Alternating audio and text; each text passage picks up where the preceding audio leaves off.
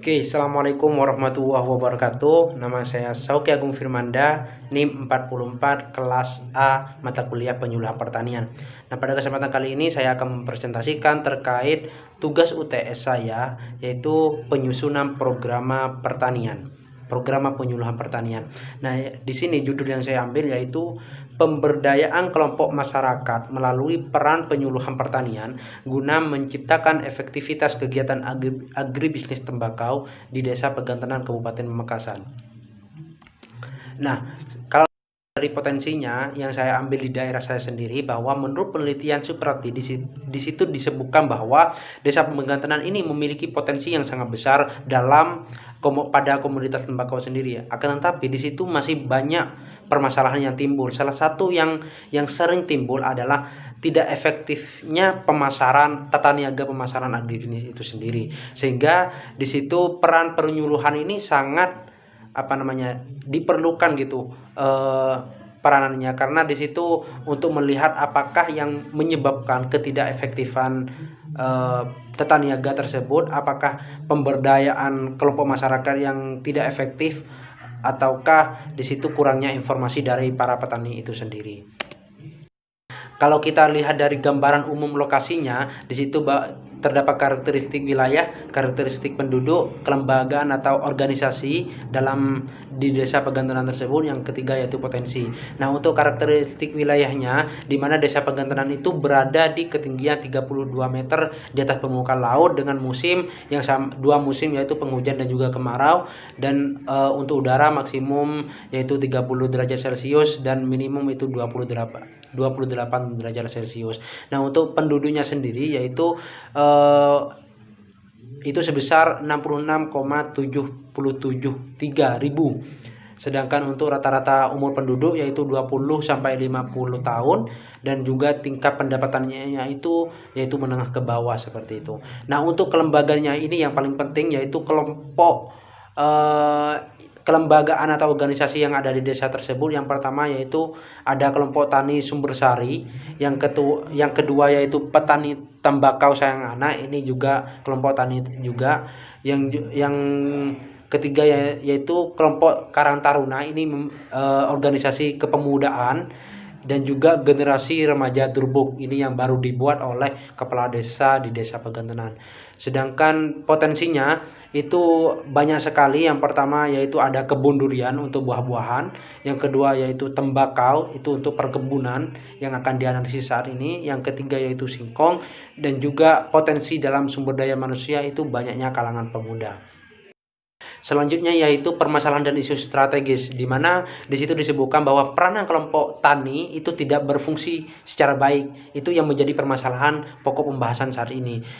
Sehingga petani dalam proses tata niaga pemasaran tembakau tersebut itu menjualnya secara sendiri-sendiri. Ini yang kita pilih. Sebenarnya masih banyak permasalahan, tapi di sini saya melihat efektivitas dalam kelompok masyarakat yang ada di Desa Pegantenan itu tidak efektif.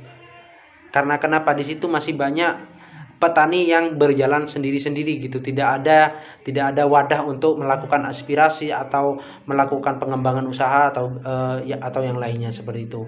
Nah, asumsi yang saya ambil bahwa jika peranan kelompok tani ini mampu berjalan dengan baik, maka melakukan perjanjian dengan kelembagaan pemasaran tembakau seperti pengepul atau seperti pedagang besar atau bahkan bandul atau juga pabrikan yang lainnya, itu mampu bekerja sama sehingga petani ini mampu ditampung kelompok tani tersebut. Harga yang ditetapkan juga atas kerjasama antara kelompok tani dan juga kelembagaan pemasaran agribisnis itu sendiri. Itu asumsi yang saya ambil. Nah, untuk peta konsepnya dalam program penyuluhan di situ yang pertama itu harus ada persiapan peran penyuluh, di mana di situ ada layanan jasa informasi, profesional, akuntabilitas, dan juga harus berorientasi pada agribisnis. Yang kedua, di situ persiapan penyuluh itu harus melakukan yang pertama pemberdayaan kalangan pemuda, yang kedua yaitu pemberdayaan kelompok tani, dan juga perluasan peran penyuluh. Perluasan peran penyuluh di situ terdapat motivator, mediator, supervisor, inisiator, dan fasilitator. Jadi peranan penyuluh tersebut harus harus ada pada yang saya sebutkan tadi, yaitu memotivasi, sebagai mediasi, sebagai inisiator, dan juga sebagai fasilitator. Ya, selanjutnya yaitu pemberdayaan kelompok tani. Dan di sini karena kelompok tani tidak efektif lagi, maka harus dijalankan humanistik, pendekatan kelompok, dan juga melakukan pembinaan terhadap kelompok tani tersebut. Apakah permasalahan yang ketidak efektifan tersebut dari aspek manajemennya atau karena aspek lainnya? Nah, itu yang perlu dikaji. Yang kedua yaitu pemberdayaan pemuda. Di sini juga yang tidak efektif. Bahkan kelompok pemuda ini hanya formalitas saja. Di situ tidak berjalan sama sekali, seperti gabungan remaja Turbuk yang prinsipnya awalnya yaitu saya memperoleh dari perangkat desa, informasi dari perangkat desa bahwa di situ juga prinsipnya yaitu menjadikan para muda sebagai petani yang ada di desa tersebut, tetapi tidak berjalan sama sekali. Hanya terfokuskan, kelompok pemuda ini hanya terfokuskan pada keolahragaan seperti itu. Jadi di sini memotivasi para pemuda untuk melakukan usaha tani dan juga penumbuhan minat untuk melakukan usaha tani. Selanjutnya yaitu penguatan kelompok. Dari pemberdayaan kelompok tani tersebut dengan pemberdayaan pemuda, yaitu akan dikuatkan dengan melakukan pelatihan kemampuan dalam manajemen usaha tani, pemecahan masalah, dan juga kerjasama dengan pabrikan rokok yang saya sudah jelaskan tadi. Seperti itu. Jadi penguatannya itu seperti itu.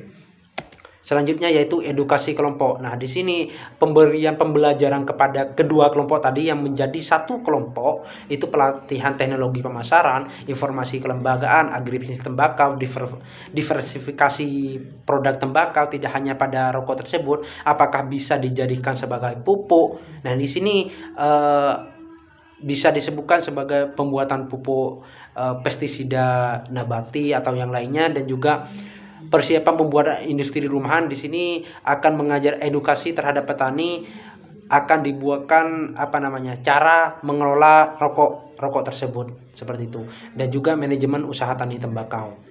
Nah, target penyuluh pada peta konsep yaitu yang pertama memuaskan petani, pemangkasan lembaga pemasaran, dan juga efektivitas. Sedangkan target kemampuan pertanian yaitu kemampuan mengetahui informasi pasar, kemampuan mengembangkan produk dan dari tembakau, dan juga menjalankan manajemen usaha tersebut. Nah, materi penyuluhan yang saya akan sampaikan yaitu yang pertama yaitu pemetaan potensi, yang kedua pentingnya kelompok tani, yang keempat yang ketiga manajemen usaha tani, dan juga yang keempat diversifikasi komoditas tembakau tersebut, yang kelima pelatihan industri rokok rumahan. Nah, itu yang materi yang akan disampaikan. Nah, untuk rencana kegiatannya yaitu kegiatan untuk pemetaan potensi wilayah. Di situ ada FGD, forum diskusi mengenai potensi lahan Tegal, mengenai pentingnya usaha tani, dan juga pemberian materi potensi menjadi entrepreneur muda di bidang pertanian seperti itu. Nah, untuk kegiatan selanjutnya yaitu pentingnya kelompok tani. Nah, di sini juga dalam forum diskusi yaitu menjelaskan terkait dengan peranan kelompok tani ini terhadap tata niaga komoditas tembakau.